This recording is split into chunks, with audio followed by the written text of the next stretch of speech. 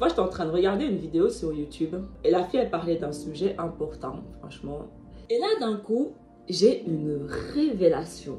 Et en fait, ce qui est marrant, c'est que cette révélation n'avait absolument rien à voir avec ce que la personne que je regardais disait. Elle parlait d'un truc A et j'ai eu une révélation d'un truc B. Et quand j'ai cette révélation, je me suis dit, waouh, les gens survolent la Bible. La Bible est d'une profondeur. Quand j'ai atteint ma 3e lecture, l'Esprit m'a dit que ce sera au bout de 7 lectures de la Bible en entier que j'aurai toutes les révélations. Ça fait 1 an et demi. Et en fait, en y pensant, je me suis dit, ok, donc si je continue à lire dans l'allure que je lis, c'est-à-dire tous les jours, mais tranquillement comme je lis là, je vais atteindre les 3 lectures quand ça fera 3 ans que j'ai rené. Donc, dans 1 an et demi, parce que là, je suis à la moitié du chemin. Et je me suis dit, waouh, c'est intéressant parce que 3 ans, c'est le temps que Jésus a eu besoin pour enseigner à ses disciples avant d'être crucifié. Coïncidence? Absolument pas. Je ne crois à aucune coïncidence. Donc, 3 ans, c'est le temps que nous avons besoin pour réellement être préparés. Magnifique. Et la révélation que j'ai eue, c'était par rapport à Adam et Ève. Que représentait réellement Adam et Ève? Lorsque nous lisons la création dans la Genèse 1, à partir du verset 20, Dieu dit que les eaux produisent en abondance des animaux vivants et que des oiseaux volent sur la terre vers l'étendue du ciel. Dieu créa les grands poissons et tous les animaux vivants qui se meurent et que les eaux produisent en abondance selon leur espèce. Il créa aussi tout oiseau ailé selon son espèce. Dieu vit que cela était bon. Dieu les bénit en disant « Soyez féconds, multipliez et remplissez les eaux des mers et que les oiseaux multiplient sur la terre. » Ainsi, il y eut un soir et il y eut un matin, ce fut le 5e jour. Dieu dit que la terre produise des animaux vivants selon leur espèce, du bétail, des reptiles et des animaux terrestres, selon leur espèce. Et cela fut ainsi. Dieu fit les animaux de la terre selon leur espèce, le bétail selon son espèce et tous les reptiles de la terre selon leur espèce. Dieu vit que cela était bon. Puis Dieu dit, faisons l'homme à notre image, selon notre ressemblance, et qu'il domine sur les poissons de la mer, sur les oiseaux du ciel, sur le bétail, sur toute la terre et sur tous les reptiles qui rampent sur la terre. Dieu créa l'homme à son image. Il le créa à l'image de Dieu. Il créa l'homme et la femme. Dieu les bénit et Dieu leur dit, soyez féconds, multipliez, remplissez la terre et l'assujettissez. Et dominez sur les poissons de la mer, sur les oiseaux du ciel et sur tout animal qui se meut sur la terre. Je me suis toujours demandé pourquoi Dieu a créé l'homme en dernier. Je suis quelqu'un, je me pose beaucoup de questions. Quand je lis la Bible, je médite. Je suis d'une curiosité, je veux tout savoir. La révélation que j'ai eue a répondu à mes questions.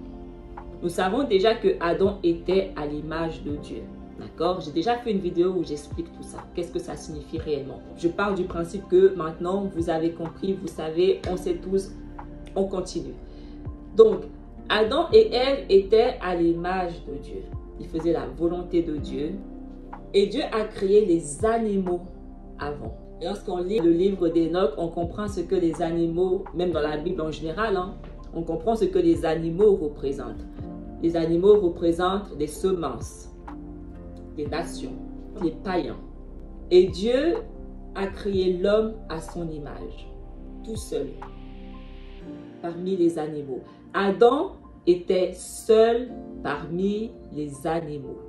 Et il ne trouvait pas quelqu'un à sa ressemblance. Il ne trouvait pas quelqu'un qui était comme lui. Il était le seul homme pur à l'image de Dieu parmi toutes les bêtes.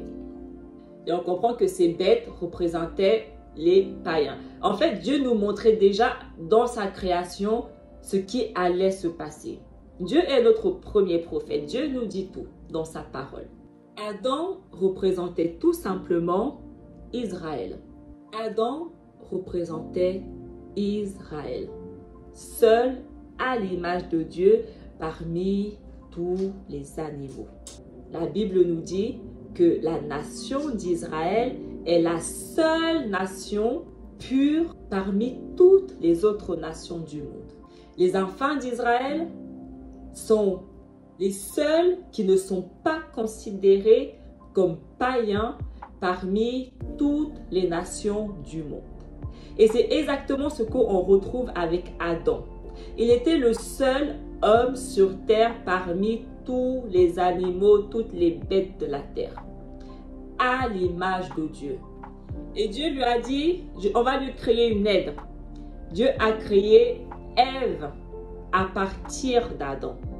Et Dieu a dit, l'homme quittera son père et sa mère et s'attachera à sa femme et ne feront qu'un. On comprend que l'homme qui formait qu'un a été divisé en deux. Mais malgré qu'il était divisé en deux, donc lui et sa femme, il ne formait quand même qu'un.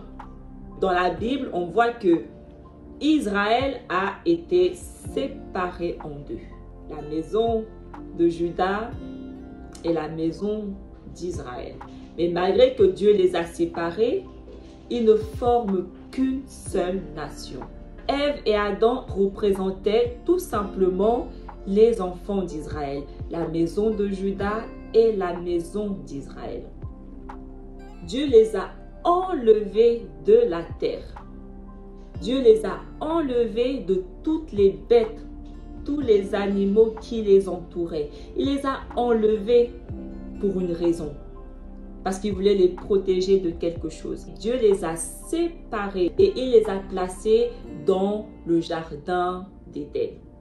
Et c'est exactement ce que la parole de Dieu nous dit. Les enfants d'Israël sont une nation à part des autres nations. Ils sont la portion sacrée, sainte de Dieu. Et dans le jardin d'Éden, ils travaillaient et gardaient le jardin d'Éden. C'est parce que c'est ce que représente la nation d'Israël. La nation d'Israël représente un royaume de prêtres pour Dieu.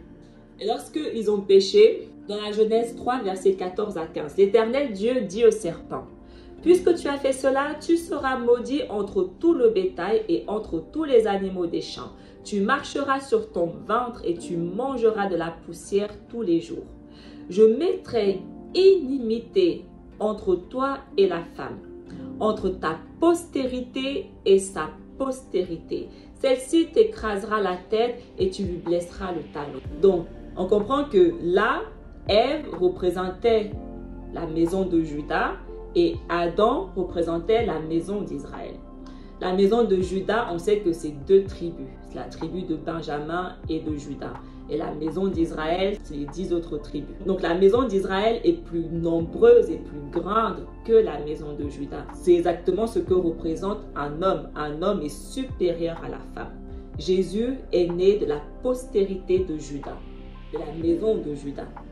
Et lorsqu'ils ont péché, Dieu les a chassés du jardin d'Éden. Dans le verset 17 de Genèse 3, il dit à l'homme, « Puisque tu as écouté la voix de ta femme et que tu as mangé de l'arbre au sujet duquel je t'avais donné cet ordre, tu n'en mangeras pas, le sol sera maudit à cause de toi. C'est à force de peine que tu en tireras ta nourriture tous les jours de ta vie. Il te produira des épines et des ronces et tu mangeras de l'herbe des champs. C'est à la sueur de ton visage que tu mangeras du pain jusqu'à ce que tu retournes dans la terre d'où tu as été pris, car tu es poussière et tu retourneras dans la poussière. » C'est exactement ce qui s'est passé avec les enfants d'Israël. Une fois qu'ils ont péché, Dieu les a chassés de la terre de Canaan. Il les a punis, il les a vendus. Et malgré qu'il a puni Adam et Ève, il a quand même eu miséricorde d'eux. Il a quand même eu compassion d'eux.